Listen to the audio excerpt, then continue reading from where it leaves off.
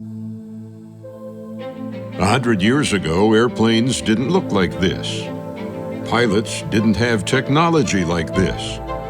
And no one dreamed we'd ever fly like this.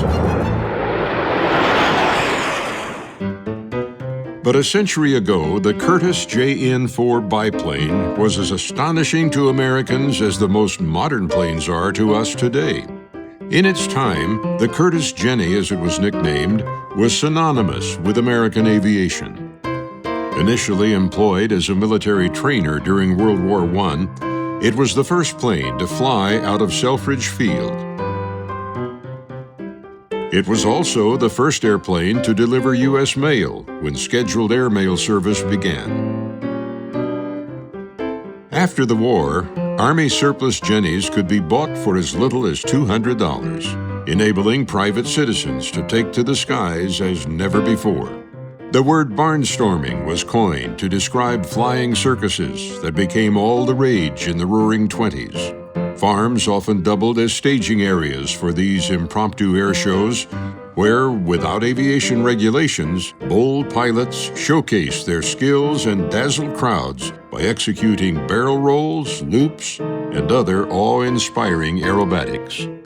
Wing walking, a hugely popular feature of these events, provided a breathtaking spectacle for onlookers and an exciting way for talented pilots and daredevil stunt people to make a living. Importantly, such shows also gave many Americans their first look at an airplane when a Curtiss Jenny flew overhead. Now, more than 100 years after a JN-4 first lifted off from Selfridge Field, one of the few remaining examples of this historic biplane has a new permanent home at the Selfridge Military Air Museum.